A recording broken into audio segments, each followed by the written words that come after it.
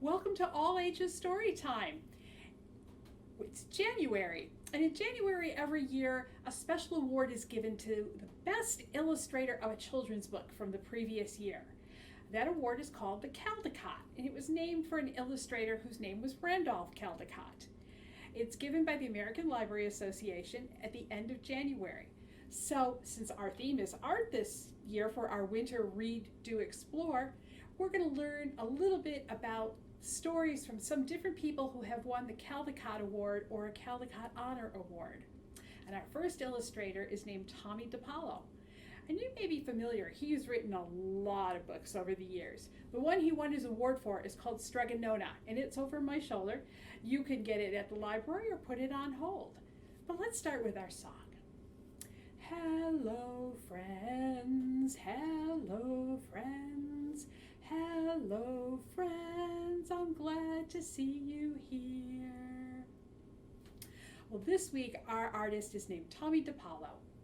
He grew up loving to draw and to paint. When he was 4 years old, he told his parents, I'm going to grow up and draw the pictures in kids' books. He thought that would just be the best job you could ever have. Tomie grew up in a family that took their faith very seriously. It was always an important part of who Tomie was. So when he finished high school, he went to study art in New York City. And that's where our story begins. When Tomie first moved to New York City, he thought he might go home every weekend to visit his family in Connecticut. It wasn't too far away on the train, and he really missed them. But Tomie had two cousins, one named Catherine and one named Frances. They were twin sisters, and they were both photographers. And they said, Tomie, if you're going to learn to be an artist, you have to be a good artist. And if you're going to be a good artist, you need to learn about all different kinds of art.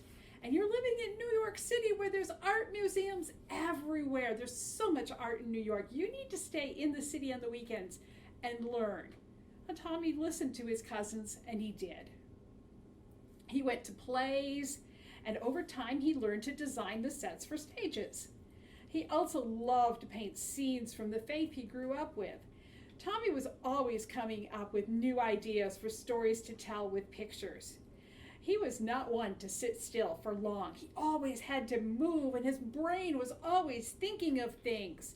Tomie loved teaching other people how to turn their ideas into art too, so they could tell their own stories.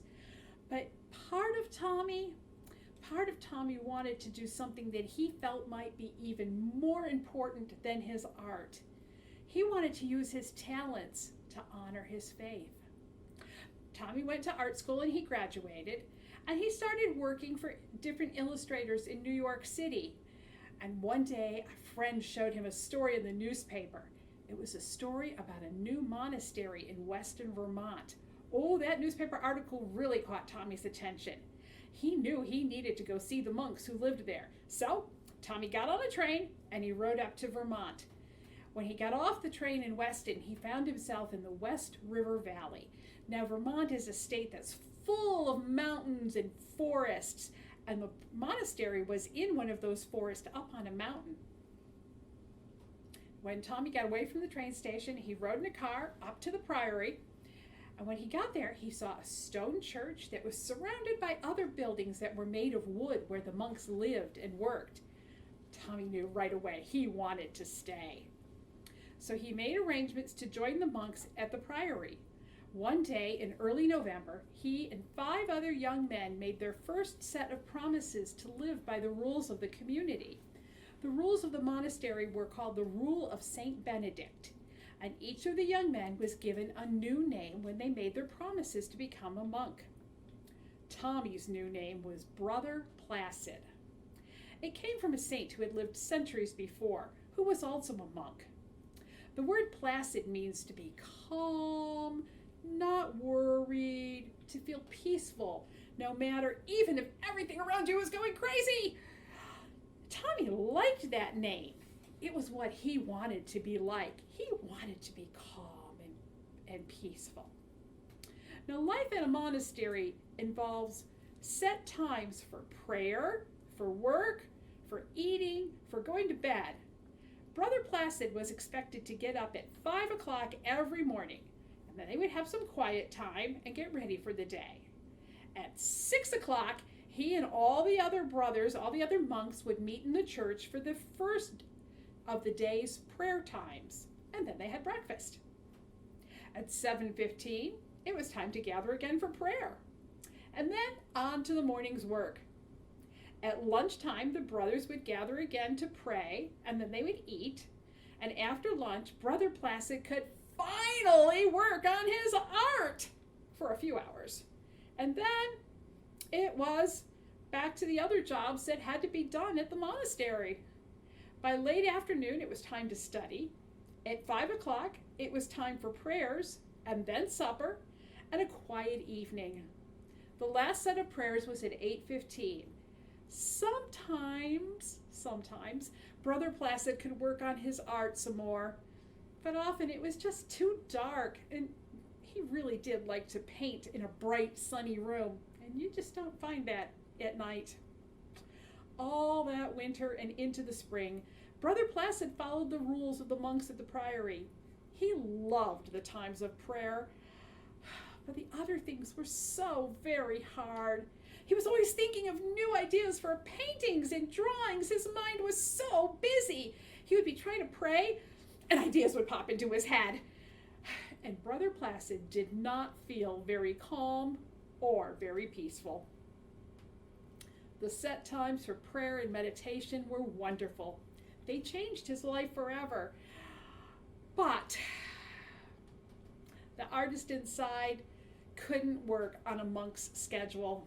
And finally, Brother Placid knew what he had to do, and he asked for permission to leave the monastery.